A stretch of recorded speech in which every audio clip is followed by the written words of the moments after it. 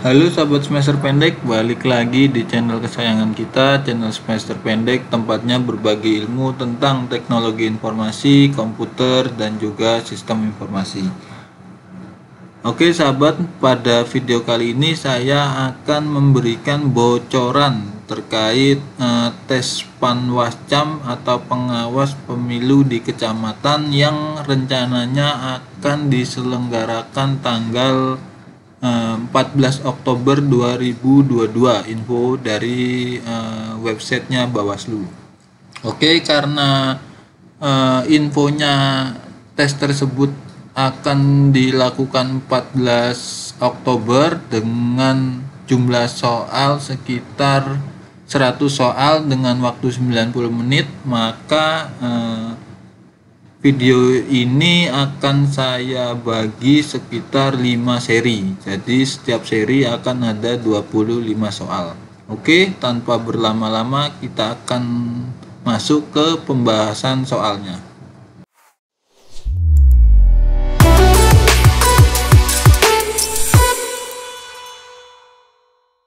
Oke teman-teman, saya akan coba mensimulasikan seperti aslinya saat mengikuti tes Panwascam tahun 2022. Oke. Pertama teman-teman masuk ke Sokoratif Student, lalu tampilan awalnya kurang lebih seperti ini. Nanti teman-teman akan diminta memasukkan room name oleh panitia. Ini saya isi room name yang telah saya buat.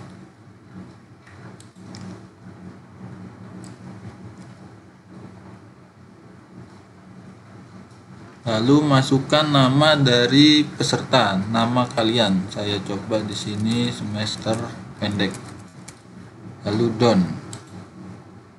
Nah, ini adalah bocoran soal Panwascam 2022 yang kemungkinan besar akan keluar. Jadi kita akan coba membahas satu persatu dari pertanyaan nomor 1 sampai 20. Lalu dilanjutkan seri berikutnya pertanyaan dari 21 sampai 40. Oke, jadi pertanyaan nomor 1, dalam Undang-Undang Nomor 7 2017 yang dimaksud penyelenggara pemilu adalah, kita akan coba menjawab satu, yaitu jawabannya D, KPU, Bawaslu, dan DKPP. Submit. Kita nanti akan langsung dikoreksi. Nah, jadi jawabannya benar nomor 1, yaitu D, KPU, Bawaslu, dan DKPP. Oke, kita lanjut ke pertanyaan nomor 2. Alasan yang paling tepat untuk menjelaskan penyebab hadirnya lembaga pengawas pemilu di Indonesia. Jawabannya yaitu kita baca dulu jawabannya. Nah, jawabannya ini C. Kita pilih pemilu diwarnai praktek-praktek kompetisi yang tidak fair. Kita pilih jawaban C. Submit. Nah, jawabannya benar. Oke, kita lanjut ke pertanyaan nomor 3. Struktur kelembagaan di pengawas pemilu. Kita pilih jawaban yang A. Bawaslu Pusat, Bawaslu Provinsi, Kabupaten Kota, Panwaslu Kecamatan, Kelurahan, Desa, dan TPS. Kita jawab A. Submit. Nah, jawabannya benar. Kita lanjut ke pertanyaan berikutnya, nomor 4. Data pemilu diharuskan memberikan suaranya tanpa ada paksaan dari pihak manapun. Pernyataan tersebut merupakan makna prinsip penyelenggara pemilu yang jawabannya adalah yang E, bebas memilih.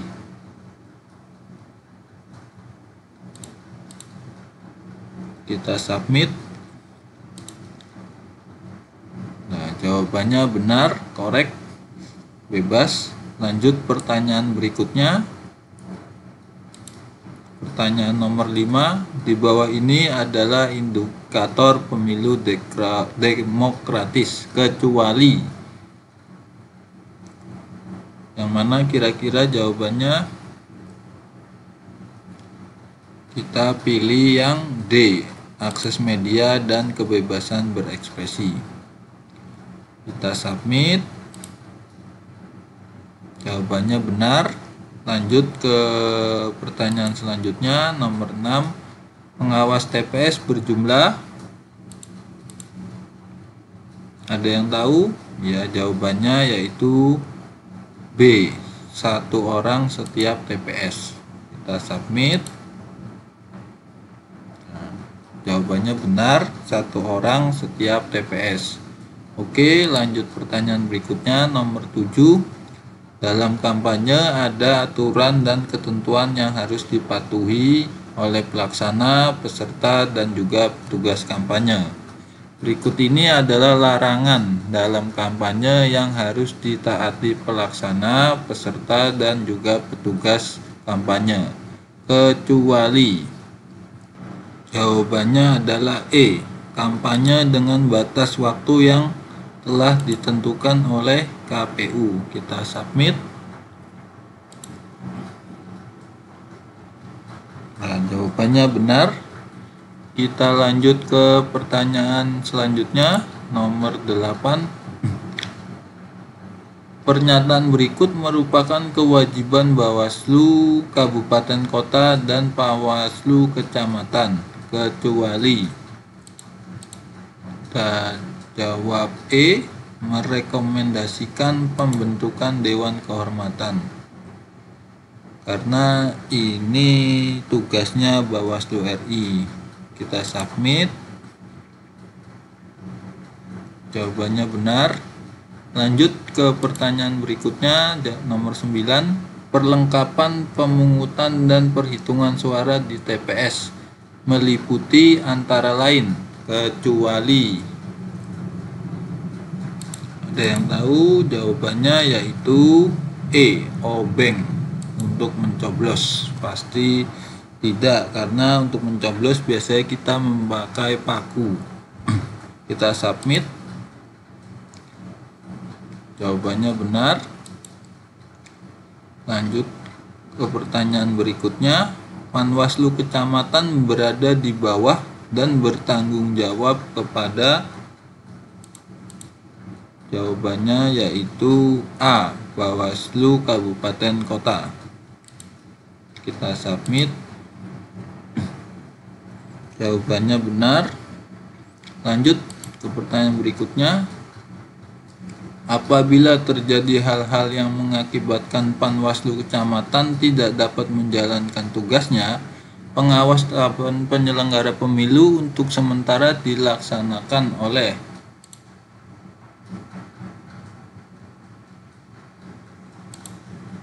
Jawabannya C, Bawaslu Kabupaten Kota. Jadi 1 tingkat di atasnya. Submit. Jawabannya benar. Lanjut ke pertanyaan berikutnya, nomor 12. Pengawas pemungutan suara di TPS dilaksanakan oleh, yaitu pengawas TPS. A. Submit. Jawabannya benar. Oke, lanjut ke pertanyaan berikutnya, nomor 13. Undang-undang yang mengatur tentang pemilihan umum. Ini soal ini pasti keluar dan diingat-ingat teman-teman, jawabannya yaitu Undang-Undang 7 nomor 17 yang D. Submit. Jawabannya benar. Lanjut pertanyaan 14. Berikut ini adalah pihak yang harus tunduk pada kode etik penyelenggara pemilu. Adalah. Jawabannya yaitu D, pengawas pemilu. Submit. Benar. Oke, lanjut pertanyaan 15. Sekretaris Panwaslu Kecamatan dipimpin oleh. Jawabannya Kepala Sekretariat Panwaslu Kecamatan. Submit. Benar jawabannya. Oke, lanjut pertanyaan 16. Partisipasi masyarakat dalam penyelenggara pemilu dapat dilakukan dalam berbagai bentuk di bawah ini, kecuali yang salah.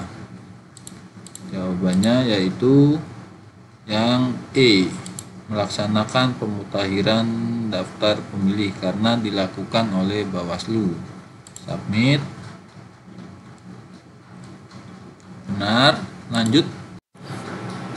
Oke, lanjut ke pertanyaan nomor 17. Pengawas pemilu dilaksanakan dengan menggunakan strategi. Kita pilih yang A, pencegahan dan penindakan. Submit. Oke, jawabannya benar. Lanjut. Oke, lanjut nomor 18.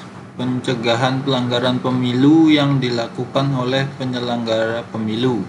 Difokuskan pada, kita pilih yang A, ketidaktepatan waktu pada proses pelaksanaan setiap tahapan. Submit. Jawabannya benar. Lanjut. 19. Pengawas pemilu perlu melakukan identifikasi dan pemetaan potensi rawan pelanggaran pengawas pemilu pada tahapan, kita C, semua tahapan. Submit. Oke, pertanyaan terakhir. Pencegahan pelanggaran dapat dilakukan oleh pengawas pemilu melalui beberapa hal berikut. Jawabannya yang E, semua benar, akuntabilitas. Oke, submit. Nah, maka selesai nomor 1 sampai 20, jawabannya benar semua. Nah, itu adalah bocoran soal pada seri 1 nomor 1 sampai 20 yang kemungkinan akan diacak oleh panitia. Oke, teman-teman jangan lupa klik subscribe dan bunyikan loncengnya biar teman-teman tidak ketinggalan di seri kedua. Pertanyaan nomor 21 sampai 40. Oke, teman-teman, sampai ketemu di seri berikutnya. Selamat malam.